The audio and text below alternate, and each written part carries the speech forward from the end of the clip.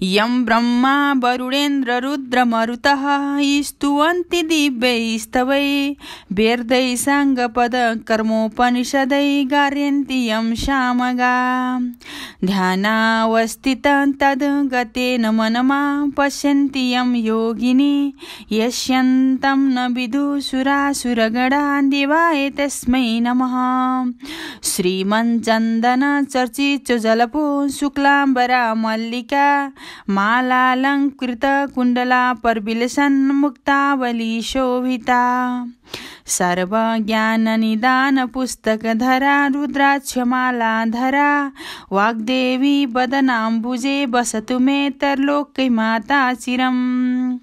मूकं करोति वाचालं पङ्गुलङ्घयते गिरं यत्कृपातहं वन्दे परमानन्दमाधवम्।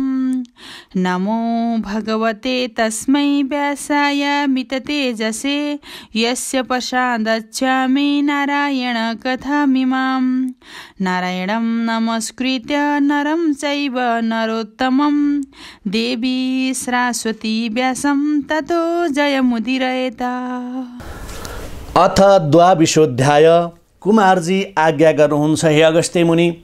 त्यसै प्रकारले रहँदा बस्दा 8-10 वर्ष बित्यो। अनि एक दिन शिव शर्मा ब्राह्मणले आफू हृष्टपुष्ट भएको देखेर आफ्नो घर सम्झी अब यहाँ बसेर के गर्ने र कति दिन बसिरहने, अब घर जाउँ भनी शिवभट्ट ब्राह्मण र सती ब्राह्मणीको समीप गए। हे माता पिता, हजुरहरूले कृपा गर्नाले कन्यादान पाएँ। फेरि म यहाँ बसेको पनि धेरै दिन भइसक्यो। घरमा हेरविचार गर्ने कोही पनि छैनन्। आज्ञा पाए घर जाने थिएँ। यति शिव शर्मा ब्राह्मणले भनेको सुनि शिवभट्ट ब्राह्मण भन्दछन्, हे ज्वाइँ, यो पनि तिम्रै घर हो, हाम्रो पो को नै छ र? हामी पनि तिम्रा नै हौँ, सम्पत्ति पनि सबै तिम्रो हो, जान्छु भन्ने कुरा नगर। शिवभट्टको यति कुरा सुनेपछि शिव शर्मा फेरि भन्दछन्, हे पिता, त्यस्तो आज्ञा नगर्नुहोस्, एकपल्ट जान दिनुहोस्। घरको हेरविचार गरेर म बरु फेरि फर्केर चाँडै नै आउनेछु। मेरो पनि को छ र? बाबा पनि हजुर, महतारी पनि हजुर, इष्ट पनि हजुर, मित्र पनि हजुर, हित पनि हजुर, गुरु पनि हजुर र बन्धु पनि हजुर, मेरा देवता पनि हजुर। मन परेको खान र लाउन दिई पाल्ने यस्ता मातापितालाई छाडेर म कहाँ जान सक्नेछु र? यति आफ्ना स्वामी शिव शर्माले आफ्ना माता पिता शिवभट्टसित गरेको कुरा सुनि गोमा ब्राह्मणीले भनिन्, हे स्वामी, कहीँ पनि जाने मन नगर। तिमी जाने भए मलाई पनि साथै लैजाऊ। म तिमीलाई एक्लै जान कदापि दिने छैन। तिमी बिना म यहाँ एक्लै कसरी बसुला? यति गोमाका वचन सुनि शिव शर्मा ब्राह्मण भन्दछन्, हे स्त्री, तिम्रो बाल अवस्था छ, मसँग जान सक्ने छैनौ, किनकि हाम्रो घर धेरै पर छ, पर्वत उक्लिनुपर्छ, अनेक दिन वनमा बास बस्नुपर्छ। वनमा अनेक थरीका हिंसक डरलाग्दा जीवजन्तुहरूको भय हुन्छ। तिमी आफ्नो इच्छामा बसेकी, घरबाट कहिल्यै ननिस्केकी, शीत ताप भोक प्यासले दुःख पाउनेछौ। फेरि मेरो वृद्ध अवस्था छ, बाटोमा कसैले दागा गरी तिमीलाई हरण गरेर लैजान पनि सक्छ। अत तिमी यहीँ बस, म घर गएर हेरविचार गरी चाँडै आउनेछु। 2 महिना जतिमा म अवश्य आइपुग्नेछु। 2 महिना भनेको कति दिन हो र थाहै नपाई बितिसक्छ। यति आफ्ना स्वामी शिव शर्माले भनेको सुनि गोमा ब्राह्मणी भन्दछिन्, हे स्वामी, तिमी 2 महिना भन्दछौ, तिमी नभई म 2 घडी पनि बस्न असमर्थ छु। फेरि शीत ताप भोकले दुःख पाउनेछौ, पर्वत उक्लनु पर्दछ, वनमा बास बस्नुपर्छ, नाना जन्तुहरूको भय हुन्छ भन्यौ। त्यस विषयमा तिमीले दुःख पाए म पनि दुःख भोग्नेछु। जुन गति तिम्रो सोही गति मेरो। कस्तै भए पनि म तिमीलाई छाडेर यहाँ बस्न सक्दिनँ। कदाचित बलपूर्वक मलाई छोडेर गयो भने म आत्महत्या गरी मर्नेछु। यति गोमा ब्राह्मणीले भनेको सुनि शिव शर्माले भने, हे स्त्री, तिमी मान्दिनौ भने गएर आफ्ना माता पितासित बिदा मागेर आऊ। यति आफ्ना स्वामीले भनेको सुनि गोमा ब्राह्मणीले आफ्ना माता पिता कहाँ गएर भनिन्, हे माता पिता, म पनि मेरा स्वामीसित जान्छु, बिदा दिनुहोस्। छोरी गोमाले यसरी बिदा मागेको सुनेर शिवभट्ट ब्राह्मण र सती ब्राह्मणीले भने, हे गोमा पुत्री, जान्छु भन्ने कुरा नगर, किनकि छोरो भने पनि तिमी, छोरी भने पनि तिमी नै एउटै छौ। तिमीले नै त्यसो भन्न लागेपछि हाम्रो स्याहार सम्हार कसले गर्ला? पानी पनि कसले पिलाउला? तिमी पनि घरमा नभएपछि हामी चन्द्रमा नभएको रात्रि झैँ हुनेछौँ। जस्तै रामचन्द्र र सीता नहुनाले राजा दशरथको प्राण गएको थियो, त्यस्तै तिमी नभए पनि हाम्रो प्राण रहने छैन। अत तिमी हामी दुवै स्त्री पुरुषको सेवा गरी सम्पत्तिको रक्षा गरेर यहीँ बस। तिम्रो स्वामीलाई जान देऊ, ऊ पनि 2 महिनामा फर्केर आइपुग्छन्। यति आफ्ना मातापिताको वचन सुनेर गोमा ब्राह्मणी फेरि भन्दछिन्, हे मातापिता, प्रत्येक स्त्री जातिका लागि समस्त तीर्थ व्रत दान धर्म आदि आफ्नो पुरुष नै हुन्छ। पुरुष भएसम्म नारीले कुनै तीर्थ व्रत दान धर्म गर्नु पर्दैन। सम्पूर्ण स्मृति पुराण र शास्त्रहरू तपाईँहरूले हेर्नुभएकै छ, त्यसमा मैले केही भन्नु व्यर्थ छ। हे माता, मैले यस्तो पनि सुनेकी छु, स्त्री जाति भएर आफ्ना पुरुषलाई रिस गरेर हेरेदेखि बाङ्गो आँखा हुने छ डेरी हुन्छ। पुरुषको आज्ञा पालन वचनको पालना नगरे पापिनी हुन्छ। पुरुषसित मुखमुखै लागे अथवा पुरुषलाई दुर्वाच्य गाली गरे लाटी हुन्छ। आफ्ना पुरुषको आँखा छले लुकाएर खाए कुकुर्नी हुन्छ।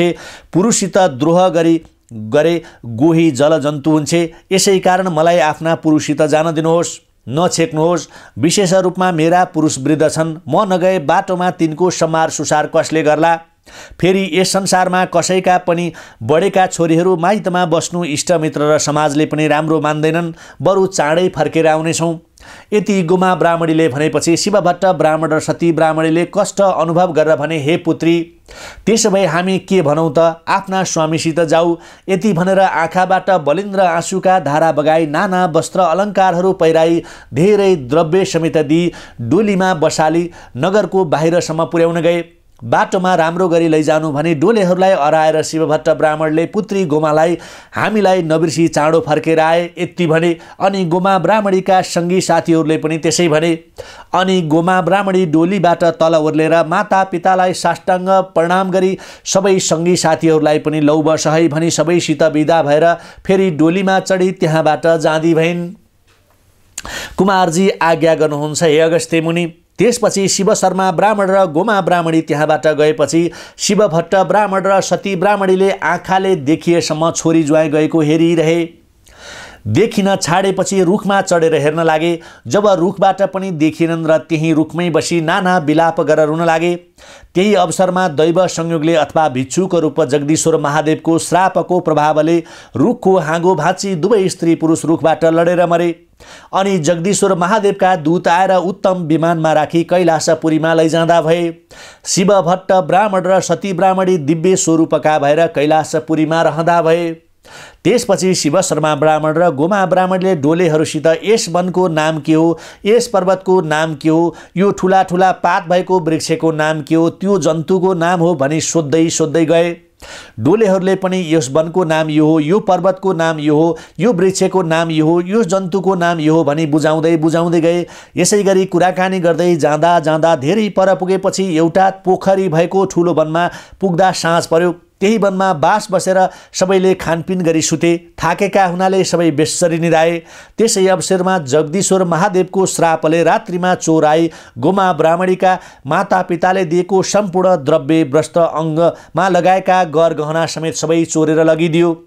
भोलिपल्ट बिहान निन्द्राले छाडेपछि उठेर हेर्दा सम्पूर्ण द्रव्य वस्त्र आफ्ना अङ्गमा लगाएका गहना समेत चोरी भएको देखि गोमा ब्राह्मणी साह्रै रुन कराउन लागिन्। अनि डोलेहरू भन्दछन्, हे गोमा ब्राह्मणी, नरौ, विस्मात नगर। थाकेर आएका हुनाले हामीलाई पनि साह्रै निन्द्रा लागेछ। यस्तो नराम्रो पर्न गयो, हामी अभागी रहेछौँ। अब तिम्रा बाबा महतारीलाई के कसो भन्न जाउँला? अब तिमी त्यसो भन्दछौ, हामी के भनौँ? डोलेहरूका कुरा सुनि गोमा ब्राह्मणी भन्दछिन्, हे भारवाहको, अब तिमीहरू यहाँबाट फर्क। साथमा लगेर मैले के खान दिउँला र मेरा माता पितालाई यो खबर पुर्याऊ। यति गोमा ब्राह्मणले भनेको सुनि डोलेहरूले हवस् भनी सन्ताप नगर भन्दै सकेसम्म बुझाइ सान्त्वना दिएर बिदा भई आफ्ना घर जान भनी त्यहाँबाट फर्किए। त्यसपछि शिव शर्मा ब्राह्मण र गोमा ब्राह्मणी पनि वनमा जो पाइएको कन्दमूल खोजी खाएर त्यहाँबाट ठुलो पर्वतमाथि पुगे। अनि गोमा ब्राह्मणी भन्दछिन्, हे स्वामी, मलाई अत्यन्तै भोक लाग्यो, हिँड्न पनि असमर्थ भएँ, कसो गरौँ भनी त्यही बाटोमा अलपत्र परिन्। गोमा ब्राह्मणी गर्भिणी भएकी थिइन्। अत शिव शर्मा ब्राह्मणलाई अत्यन्त करुणा लाग्यो र आफ्ना स्त्री गोमा ब्राह्मणीलाई काखमा लिई भने, हे स्त्री, यहाँ त फलफुल केही पनि पाइन्न, जलाशय पनि छैन। यस्तो पर्वतमा बसेर म तिमीलाई के खान दिउँला? यहाँबाट अलि पर गएपछि फलफुल पनि पाइन्छ, जलाशय पनि छ, जाउँ हिँड भनी बुझाइ हात समातेर बिस्तारै हिँडाइ लगे। गोमा ब्राह्मणी पनि हे ईश्वर, आज मेरो यस्तो अवस्था भयो भनी मनमनै तर्क गरी लामो श्वास फेर्दै सकी नसकी स्वामीको हात समातेर बिस्तारै बिस्तारै गइन्। त्यस पर्वतको फेदीमा पुगेपछि शिव शर्मा ब्राह्मणले फूल टिपेर ल्याई खान दिए र पानी पनि पिउन दिए। त्यसपछि भने, हे स्त्री, हाम्रो घर पनि आइपुग्यो, अब धेरै पर छैन, आऊ भनी स्थान स्थानमा बिसाउँदै चन्द्रज्योति नगरको बाहिर पुर्याए। अनि त्यहाँ एउटा खरको घर उत्पन्न गरी, हे स्त्री, हाम्रो घर यही हो भनेर देखाए। अनि गोमा ब्राह्मणीले घरभित्र गएर हेर्दा घरमा माकुराको जालो र कसिङ्गर बाहेक केही पनि देखिनन्। अनि आफ्ना बाबाको घर सम्झेर मनमा बहुत अधैर्य भई सुक्क सुक्क रुन लागिन्। फेरि अब म रोएर के गरौँ भनी स्वयं धैर्य धारण गरेर कुचोले माकुराको जालो मिल्काई कसिङ्गर बढारेर सफा पारिन्। अनि घरमा जे भएको खाई शिव शर्माकी पत्नी गोमा ब्राह्मणी अनेक प्रकारका तर्क वितर्क र चिन्तामा गाडिरहिन्। त्यसपछि एक दिन शिव शर्मा ब्राह्मणले आफ्नी पत्नी गोमासित भने, हे स्त्री, तिमी गर्भिणी भयौ, हाम्रा घरमा सम्पत्ति पनि छैन, फेरि सम्पत्ति आउने कुनै बाटो पनि छैन, गर्भाधान आदि कर्म कसरी गरिदिउँला, फेरि सुत्केरी भएको बेला के खर्च गरौँला, यसै कारण म परदेश गई कसैसित केही मागी ल्याउँछु, तिमीले आफ्नो जिउको र घरको राम्ररी सम्हार गरे, व्यर्थमा रोई कराई नरहे इत्यादि कुरा भने। शिव शर्मा ब्राह्मणका वचन सुनि गोमा ब्राह्मणीले भनिन्, हे स्वामी, परदेश जाने कुरा नगर, फेरि यहाँ मलाई कसले के देला, विशेषतः तिमी वृद्ध व्यक्तिलाई म कसरी पठाउँ, बरु यहाँ यजमानहरू कहाँ गई जो दिएको मागी ल्याई सञ्चय गरौँला, अत मलाई एक्लै छोडेर कतै पनि जाने मन नगर। अनि शिव शर्मा ब्राह्मण फेरि भन्दछन्, हे स्त्री, हामी निर्धन भए पनि ब्राह्मणको कर्म नगरी हुँदैन, 1 महिनामा म अवश्य आइपुग्नेछु। यहाँसम्मका लागि खान पुगेन भने चन्द्रज्योति नगरमा यजमानहरू छन्, तिनका घरमा गएर भिक्षा मागी खानु भनी अनेक प्रकारले बुझाए। यति शिव शर्मा ब्राह्मणको वचन सुनि गोमा ब्राह्मणीले हुन्छ त जानुस् भनिन्। अनि शिव शर्मा ब्राह्मण भिक्षा माग्न भनी परदेश गए। घरबाट 2 दिनको बाटो गएपछि गङ्गा तीरमा ऋषिको आश्रममा पुगे। त्यहाँ वृद्ध अवस्था भएका ब्राह्मण र ब्राह्मणी 2 स्त्री पुरुष बसेका थिए। शिव शर्मा गङ्गा स्नान गरेर ती वृद्ध ब्राह्मणको नजिकै गई मलाई नित्य पूजा गर्न फलफुल देऊ भनी मागे। ऋषिका आश्रममा प्रशस्त फलफुल थिए। अनि शिव शर्मा ब्राह्मणले भनेको सुनेपछि ती वृद्ध ब्राह्मणले सोधे, तिमी को हौ, कहाँबाट आएका हौ? तिनको प्रश्न सुनेर शिव शर्माले भने, म चन्द्रज्योति नगरको शिव शर्मा नाम गरेको ब्राह्मण हुँ। घरमा ब्राह्मणी गर्भवती छ, गर्भाधान आदि कर्म गर्न भनेर भिक्षा माग्न भनी आएको हुँ। तब ती वृद्ध ब्राह्मणले चाहिए जति टिपेर लैजाऊ भनेर ती शिव शर्मा ब्राह्मण स्वयं रुखमा चढी फलफुल टिप्न लागे। त्यही अवसरमा दैव संयोगले वृक्षको हाँगो भाँचियो र रुखबाट लडी शिव शर्मा ब्राह्मण त्यही मृत्युमा परिणत भए। ती शिव शर्मा ब्राह्मण त्यसरी अकस्मात मरेपछि महादेवको रूप भएर कैलाश पर्वतमा पुगे। श्री महादेव आउनुभएको पार्वतीले देखिन् र सुनको कमण्डलुमा जल ल्याई पाउ धोएर भित्र लगेपछि भनिन्, हे ईश्वर, लोग्ने मानिसहरू साह्रै पापी हुँदा रहेछन्। राम्री स्वास्नी देखेपछि घर परिवार सबै कुरा बिर्सिदिँदा रहेछन्। हजुरले पनि मलाई बिर्सनु भएको थियो, बल्ल अब सम्झना भएछ र आउनुभयो। अरे त्यस्तो सुखमा रहेकी त्यो गोमा ब्राह्मणीलाई छल बलले ल्याएर गर्भिणी तुल्याई अनेक कष्ट दिई त्यस्तो स्थानमा एक्लै मिल्काएर आउनुभयो। अब त्यो गोमाले कसरी जीवनयापन गर्ली र के खाएर बाँच्ली? यति पार्वतीको वचन सुनि जगदीश्वर महादेव हाँसेर आज्ञा गर्नुहुन्छ, हे पार्वती, सेवकका लागि कहिलेकाहीँ पाप पनि गर्नुपर्छ। गोमा पनि अब सुखी हुनेछ, तिमी सन्देह नगर भनी बुझाउनु भयो। उता भिक्षा माग्न गएका शिव शर्मा ब्राह्मण धेरै दिन बित्यो तैपनि फर्केर आएनन्। अनि गोमा ब्राह्मणीले अनेक कष्ट गरी चन्द्रज्योति नगरमा गएर भिक्षा मागी ल्याएर गर्भाधान कर्म गराइन्। जब मास पूर्ण भयो तब सम्पूर्ण राजलक्षणले युक्त भएको पुत्र जन्मियो। अनि गोमा ब्राह्मणले चन्द्रज्योति नगरबाट ब्राह्मणहरू डाकी ब्राह्मणका मर्यादाले न्वारण गराइन्। ती ब्राह्मणहरूले ज्योतिष शास्त्रमा विचार गरेर नवराज भन्ने नाम राखे। अनि भने, हे गोमा ब्राह्मणी, तिम्रो यो बालक सम्पूर्ण राजलक्षणले विभूषित भएको छ, यसैले राजा पनि होइजाला। यसले तिमीलाई विशेष सुख सन्तोष दिनेछ, यो कुरा तिमी निश्चय मान। यति ब्राह्मणहरूले बनेको वचन सुनेर गोमा ब्राह्मणीले आफ्नो मनमा आनन्द मानी श्रद्धापूर्वक दक्षिणा दिई भोजन गराइन्। अनि ब्राह्मणहरू आफ्ना आफ्ना घर गए। त्यसपछि त्यो बालकलाई गोमा ब्राह्मणले चर्खामा धागो काटी अर्काको ढिकी जाँतो गरेर ठुलो कष्टले पालिन्। त्यो नवराज बालक पनि शुक्ल पक्षको चन्द्रमा बढे झैँ दिन प्रतिदिन बढेर ठुलो भए। अनि खेल्न जाँदा सङ्गीहरूले जेसुकै भने पनि सुनिरहन्थे। कसैसित झै झगडा पनि गर्दैनथे, कसैलाई पनि कडा उत्तर दिँदैनथे। साथीहरूसित खेली घर आउँथे। घरमा आमाले जे दिएको खाइ चुप्प लागिरहन्थे।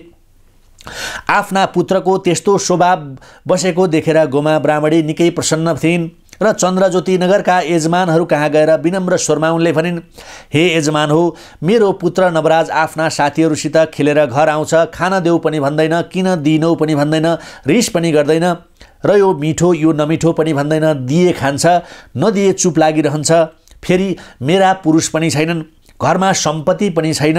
तिमी यजमानहरूको कृपाले जेनतेन 2 छाकमा 1 छाक खाइ बाँचिरहेकी छु। अब नवराजको चुडा कर्म र व्रत बन्द आदि कसरी गरिदिने, यही कुरा बिन्ती गर्न आएको हुँ भनिन्। यति गोमा ब्राह्मणीले भनेको सुनि चन्द्रज्योति नगरका सबै यजमानहरूले आफ्नो आफ्नो श्रद्धाले जे सकेको थियो त्यो दिए। अनि गोमाले सम्पूर्ण सामग्री तयार गरी नवराजको चुडा कर्म र व्रत बन्द आदि ब्राह्मणहरू डाकेर गरिदिन्। अनि वेद पुराण आदि सम्पूर्ण शास्त्र र अनेक विद्याहरूको अध्ययन गर्न लगाइन्। अनि एक दिन नवराज र उसको चालचलन एवं सज्जनता देखेर यजमानहरूले गोमा ब्राह्मणीलाई डाकेर भने, हे गोमा, तिम्रो पुत्र नवराजको विवाह गर्ने भए वरुणपुरका अग्निस्वामीकी पुत्री चन्द्रावती नाम गरेकी छिन्। अत नवराजको विवाह गरिदिउँ, तिमी सामग्री तयार गर। यति दयालु यजमानहरूको वचन सुनि गोमा भन्दछन्, हे यजमान हो, मेरो पुत्र नवराजको कुनै आर्जन छैन, घरमा सम्पत्ति पनि छैन, त्यसलाई कन्या कसले देला, कसरी विवाह गरिदिने। गोमाले यति भनेको सुनेर यजमानहरू भन्दछन्, जे चाहिएको सामग्री हामी सबै मिलेर दिन्छौँ, के चाहिन्छ भन। यति यजमानहरूले भनेपछि गोमाले मनमा आनन्द मानी भनिन्, हे यजमान हो, हामीलाई गरिब निर्धन जानेर तिमीहरूको यस्तो दया, तिमीहरू धन्य रहेछौ। यति भनी विवाहलाई चाहिने समस्त सामग्री मागिन् र यजमानहरूले सम्पूर्ण सामग्री तयार पारिदिए।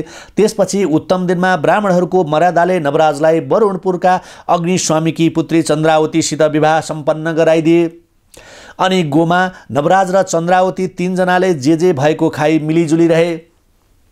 त्यसपछि एक दिन नवराज ब्राह्मण फेरि बाहिर खेल्न जाँदा उनका साथीहरूले भने, हे नवराज ब्राह्मण, आजसम्म हामी तिमीलाई नवराज भन्थ्यौँ, तर अबदेखि तिमीलाई बिना बाबुको छोरो होस् भनी तिम्रो नाम राख्यौँ। तिम्रो बाबु भए तिनको नाम के हो, तिमी कसका पुत्र हो, हामीलाई भन। यति आफ्ना साथीहरूले भनेको सुनि नवराजले केही उत्तर दिन नसकी सरासर आफ्नी आमा गोमा कहाँ गएर सोधे, हे माता, साथीहरूले भनेको सारा कुरा वृत्तान्त सुनाउँदै, हे माता, म कसको पुत्र हुँ, मेरा पिता को हुन्, कहाँ छन्, मलाई बताउनुहोस्।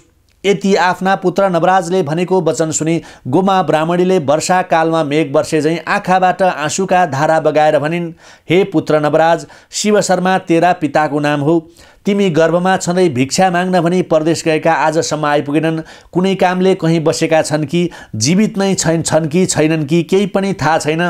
यति आफ्नी आमा गोमाले भनेको सुनि नवराज भन्दछन्, हे माता, त्यसो भने मलाई आज्ञा देऊ, जहाँ बसेका भए पनि म विचार गरेर पत्तो लगाउँछु। यति नवराजले भनेको सुनि गोमाले भनिन्, हे पुत्र, तेरो मुख हेरेर तेरा पितालाई बिर्सिरहेकी थिएँ। अब तैँले पनि छाडेर गए, म कसको आधारले जीवित रहँला र। फेरि तँ गएपछि तेरी पत्नी चन्द्रावती पनि बस्ने छैन, माइत गइहाल्नेछ। अत जान्छु भन्ने कुरा नै नगर। यति गोमाले भनेको वचन सुनि नवराज ब्राह्मण फेरि आमालाई बुझाइ भन्दछन्, हे माता, म केही भन्दछु, तपाईँ एकचित्त भएर सुन्नुहोस्।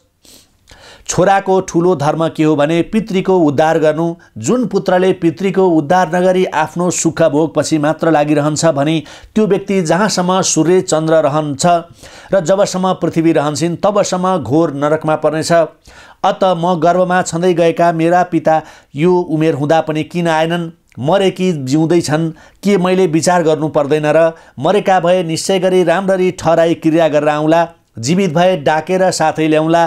त्यति पनि गर्न सकिन भने मैले जन्म लिएको व्यर्थ हुनेछ। हे माता, तपाईको सेवा गर्न बुहारी घरमा छँदैछ, अत मलाई प्रसन्न मनले बिदा दिनुहोस्। यति नवराजले भनेको सुनेर गोमा ब्राह्मणीले मनमनै सन्तुष्ट भएर भन्दछिन्, हे पुत्र नवराज, तिमी धन्य रहेछौ। तिम्रा वचन सुनेर म अति सन्तुष्ट भएँ। तिम्रो कल्याण होस् र तिम्रा पिता बाँचेका भए पनि नभए पनि यथार्थ खबर पाएँ भने कपालमा हात राखेर आशीर्वाद दिइन्। नवराज ब्राह्मणले पनि महतारीको आशीर्वाद थापी साष्टाङ्ग दण्डवत प्रणाम गरेर आफ्नी स्त्रीलाई अराउने सबै कुरा अराई आफ्ना पिताको खबर गर्न भनी परदेश हिँडे।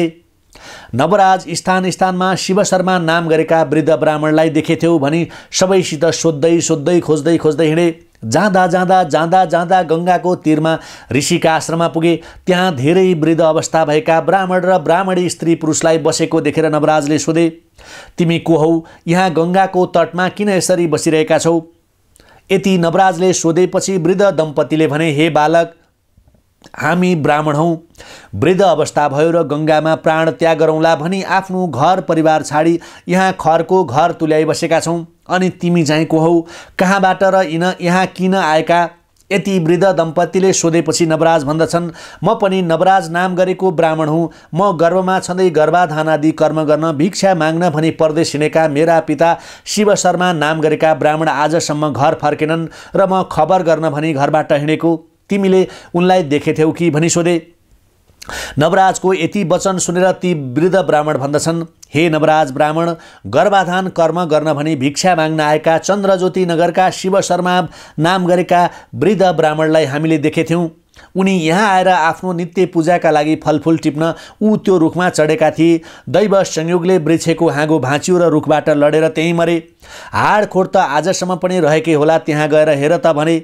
यति वृद्ध ब्राह्मणले भनेको सुनि नवराज रुखमुनि हेर्न गए। त्यहाँ आफ्ना पिताका हाडखोड देखेर, हे पिता, मेरो निमित्त भिक्षा माग्न आएका तिमीले मेरो मुख नदेखेरै यस्ता वनमा आएर रुखबाट लडी मर्नु पर्यो। यस्ता कुरा सुनि मेरी महतारीले शोक गर्दा र भुइँमा पारे रुन कराउन लाग्दा मैले कसरी सम्झाउँला, कसरी बुझाउँला भन्दै अनेक प्रकारले शोक गरी निकै बेरसम्म रोइरहे। अनि स्वयं धैर्य धारण गरी सबै हाडखोड बटुली गङ्गामा लगेर संस्कार गरिदिए। अनि ब्राह्मणको मर्यादाले 10 गात्र क्रिया गरी अब कता जाउँ, घर जाउँ भने घरमा सम्पत्ति छैन। विशेष यो खबर सुनाई महतारीले शोक गरेको हेर्नुपर्छ। अत हुने भए कुनै राजाको सेवा गरी केही द्रव्य लिएर घर जाउँ भनी शहरमा पसी त्यहाँका राजाको सेवा गर्न लागे।